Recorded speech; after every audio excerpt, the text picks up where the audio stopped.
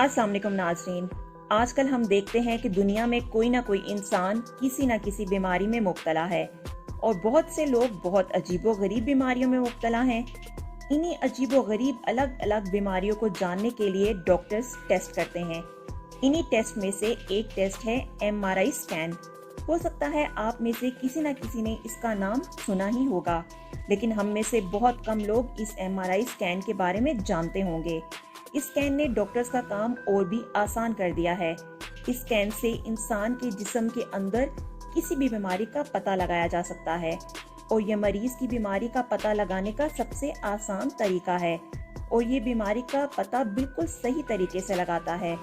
इसलिए डॉक्टर्स भी मरीज को MRI स्कैन करवाने का मशवरा देते हैं। आप ये जरूर सोचते होंगे कि MRI स्कैन क्या होता है, ये कैसे किया जाता है, इसके करवाने से कोई साइड इफेक्ट होते हैं कि नहीं। MRI का मतलब मैग्नेटिक रेजोनेंस इमेजिंग है, जो तकरीबन 15 से 90 मिनट का होता है। MRI स्कैन किस जिस्म के हिस्से का करना होता है, उस पर उसका वक्त मुकर्रर होता है कि कितना वक्त लगेगा स्कैन होने में।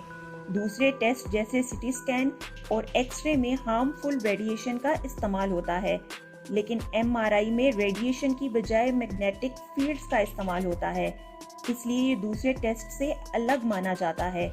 पूरे जिस्म में जहाँ जहाँ हाइड्रोजन होता है, उसके स्पिन यानी घूमने से एक इमेज बनती है, जिससे डॉक्टर्स को बीमारी का पता चलता है। इंसान के जिस्म में 70% पानी होता है और इस पानी के हर एक मॉलिक्यूल में 2 हाइड्रोजन प्रोटॉन होते हैं, जिसकी वजह से MRI मशीन मैग्नेटिक फील्ड्स बनाती है और ये फील्ड्स हाइड्रोजन के प्रोटॉन के साथ मिल जाती हैं और ये दोनों मिलकर जिस्म की डीप तस्वीर लेती हैं, जिसको कंप्यूटर में डॉक्टर्स देखकर किसी भी बीमारी का पता लगा लेते हैं। MRI की मदद से दिमाग, घुटने और रीढ़ की हड्डी की अलग अलग बीमारी का पता लगाया जाता है।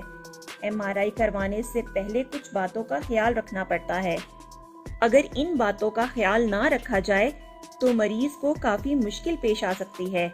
कुछ लोग ये समझते हैं कि MRI करवाने से पहले भूखा रहना पड़ता है, लेकिन ये सब कुछ स्कैन पर डिपेंड करता है, क्योंकि कुछ जिस्म के हिस्सों का MRI करवाने से पहले भूखा रहना जरूरी होता है और कुछ केसेस में भूखा रहना जरूरी नहीं होता। कभी कभी डॉक्टर्स MRI स्कैन करने से पहले बहुत ज्यादा पानी पीने का भी कहता है, क्योंकि पानी पीने से MRI बहुत डीप होता है और मरीज की बीमारी का सही तरीके से पता चलता है। MRI करने से पहले अगर मरीज के पास कुछ मेटल का हो तो वो डॉक्टर्स उससे बाहर ही ले लेते हैं, जैसे कि सनग्लासेस, टॉप्स, रिंग्स, इयररिंग्स। इसके अलावा अगर मरीज का दांत भी सोने का होगा तो वो भी डॉक्टर्स को बताना पड़ता है।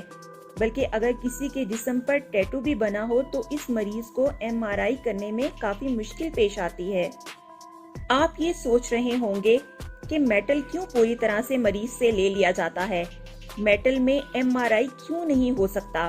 इसकी वजह ये है कि MRI मैग्नेट के जरिए होता है और मैग्नेट अपनी तरफ खींचता है, और अगर मरीज के जिस्म पर कहीं भी मैग्नेट होगा तो इससे MRI करने में काफी मुश्किलात पेश आती हैं और मरीज की जान को भी खतरा होता है।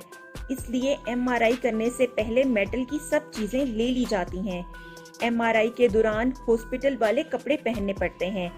MRI से पहले दर्द की दवाई या दर्द का इंजेक्शन लगवाना मना होता है। कुछ लोगों को बंद कमरे से डर लगता है। MRI एक बंद मशीन है। ऐसे लोगों को डॉक्टर्स को पहले बताना पड़ता है, क्योंकि डॉक्टर्स उन्हें सुकून की दवाई दे देते हैं ताकि MRI आसानी से हो सके।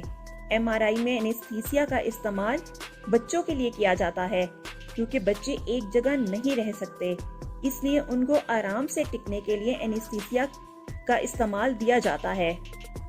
इसके अलावा अगर किसी मरीज को किडनी की सख्त बीमारी हो तो उसे डॉक्टर्स को पहले बताना पड़ता है।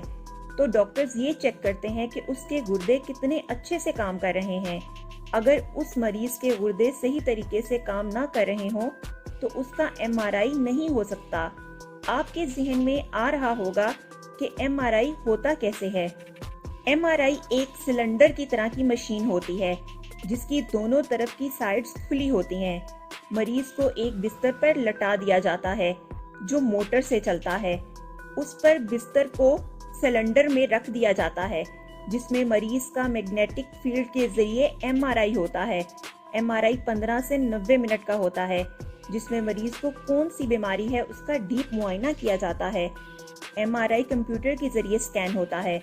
मरीज को चाहिए कि जब तक एमआरआई मुकम्मल नहीं हो जाता वो अपने जिस्म को बिल्कुल सीधा रखे। कुछ लोगों का कहना है कि एमआरआई से जान भी जा सकती है, तो ये बिल्कुल सच है। अगर किसी मरीज के पास मेटल का कुछ रह जाता है तो एमआरआई के दौरान मैग्नेट इस मेटल को अपनी तरफ तेजी से खींचते हैं जिससे मरीज की जान भी जा सकती है। इसके अलावा मशीन के अंदर ऊंची आवाज होती है जिससे मरीज का दम घुटने लगता है। ये आवाज मरीज को काफी परेशान करती है, हालांकि वो आवाजें मरीज को कुछ कह नहीं सकती। अब डॉक्टर्स मरीज के कानों में पहले ही हेडफोन लगा देते हैं ताकि मरीज को आवाजें सुनाई दे ही ना। तो दोस्तों, आज के लिए इतना ही। अगली वीडियो में हाजिर होंगे एक नए टॉपिक के साथ। तब तक अपना बहुत सारा ख्याल रखिए। अल्लाह हाफिज।